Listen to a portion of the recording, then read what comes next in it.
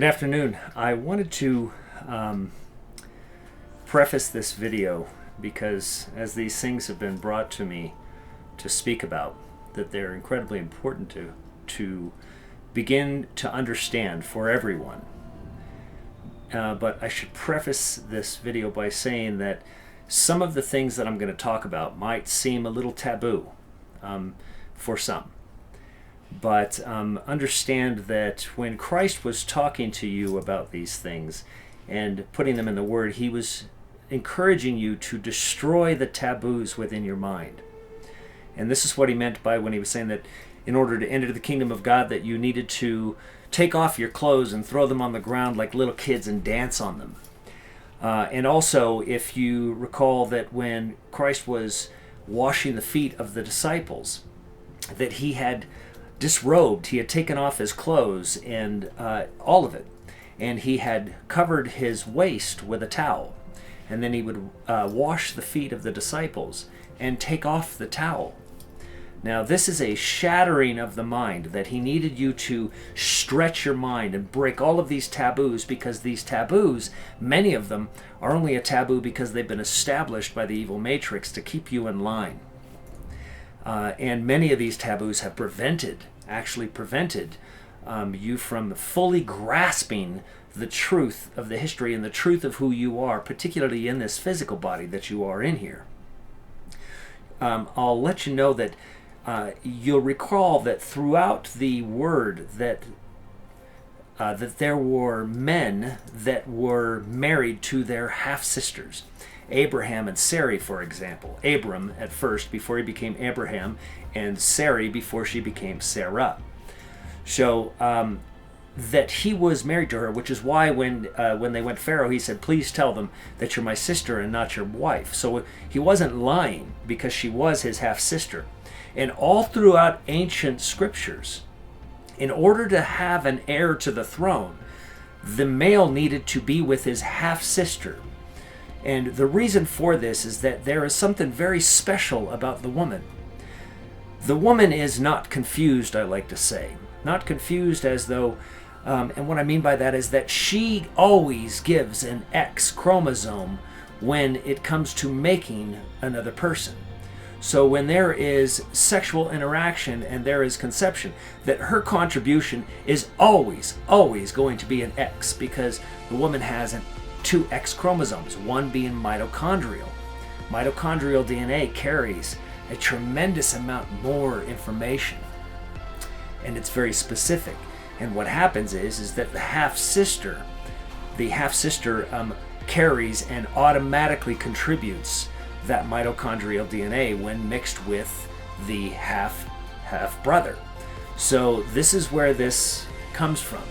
And so there is something very special about that, which is why that has become taboo. But all through the ancient scriptures, it was a requirement. You were not allowed to have an heir to the throne unless it was the offspring, the male offspring of the half-sister. That's because it was a guarantee of mitochondrial DNA, which carried all of this intellect and creation, and also that mitochondrial DNA carrying within the male this incredibly powerful combination of the male-female being more like the original being, which I've spoken about in previous videos. So having the female spirit and the male spirit, and having a greater balance and understanding between the emotion and the strength that was required to be a leader of this world.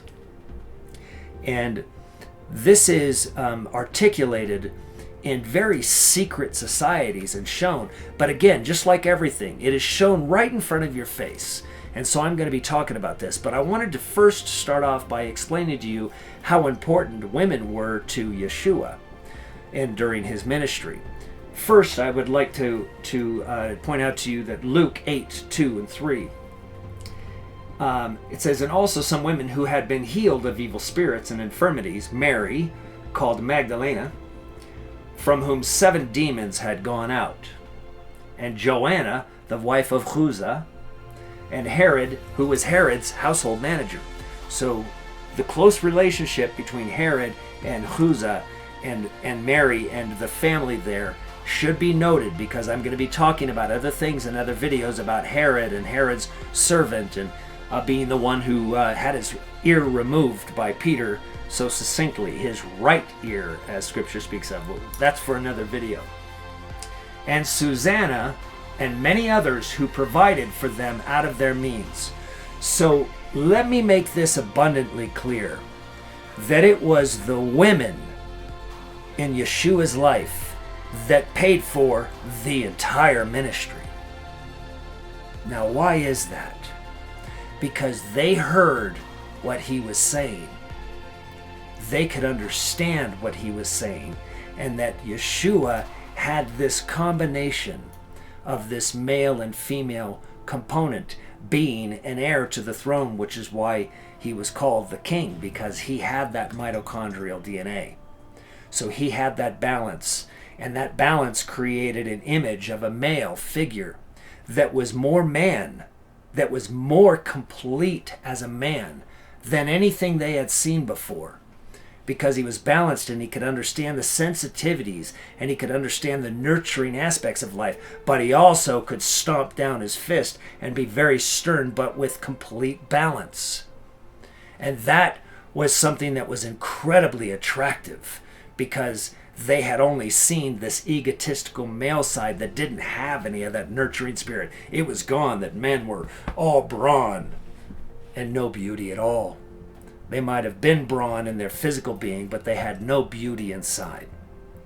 And that's a troubling thing to recognize about our current existence today, because it's the same. We have come to the exact same place. And so I also want to point out something else when you begin to think about how important women are to God.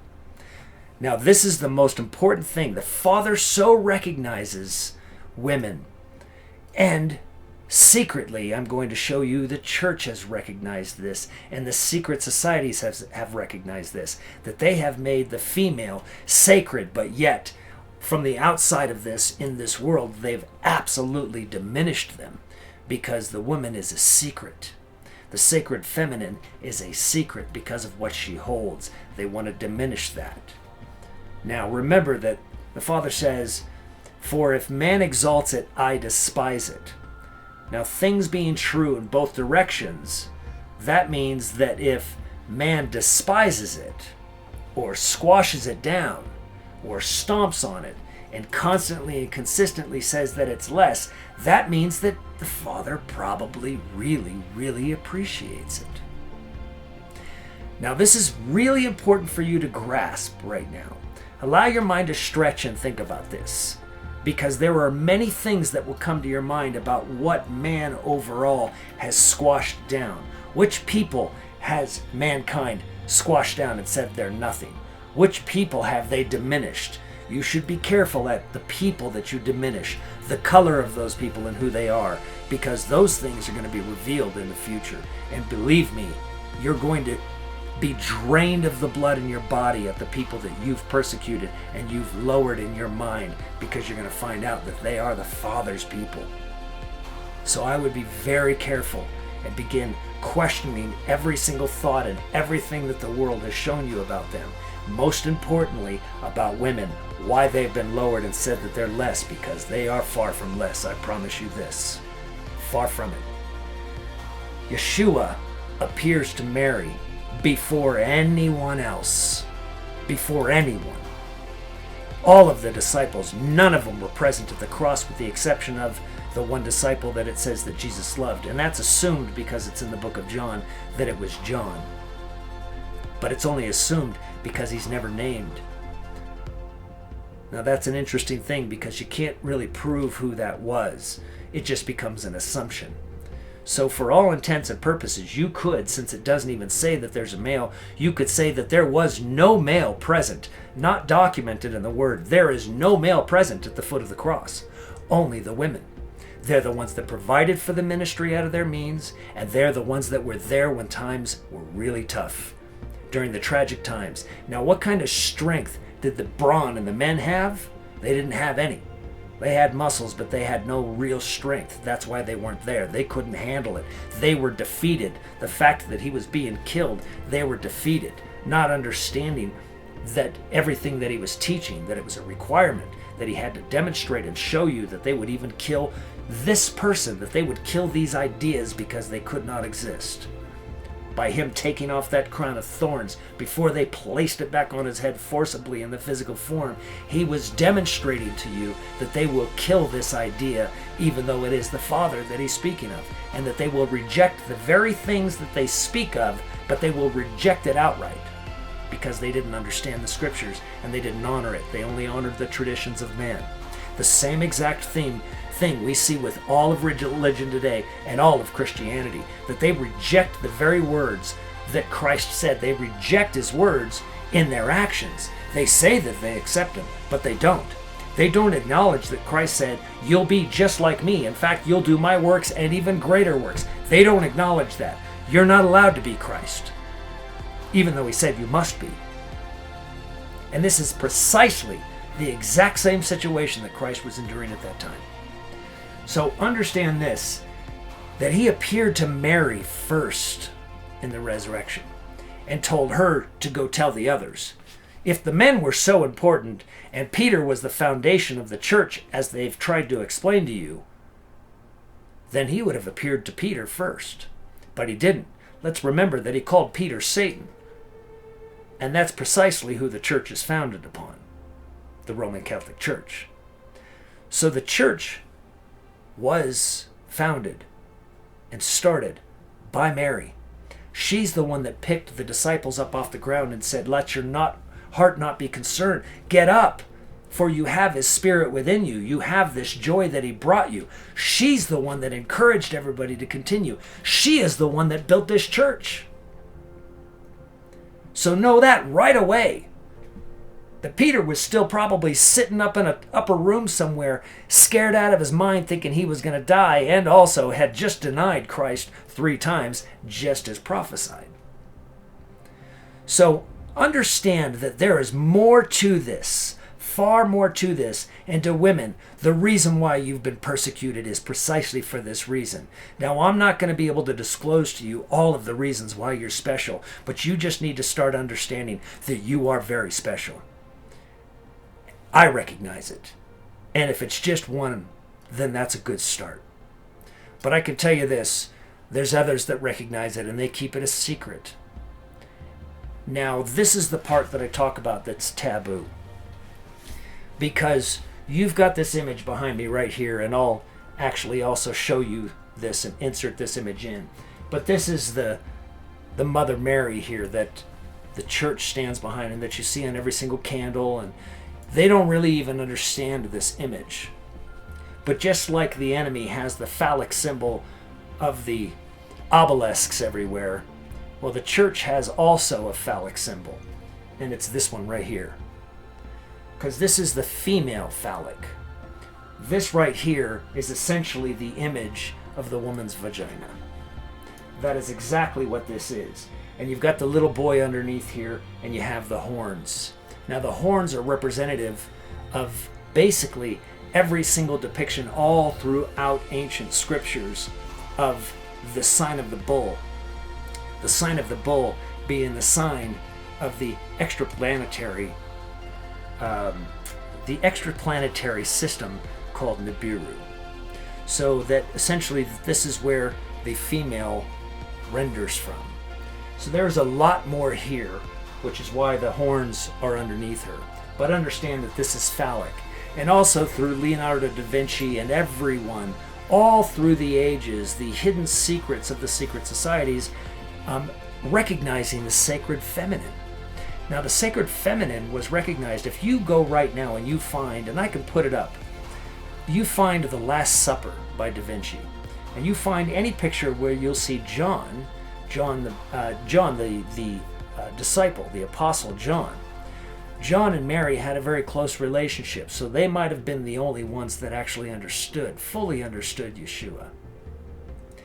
Now, John is always depicted in Da Vinci and other paintings that Da Vinci did as holding this finger like this. He's not pointing to the sky. He's telling you about the sacred feminine.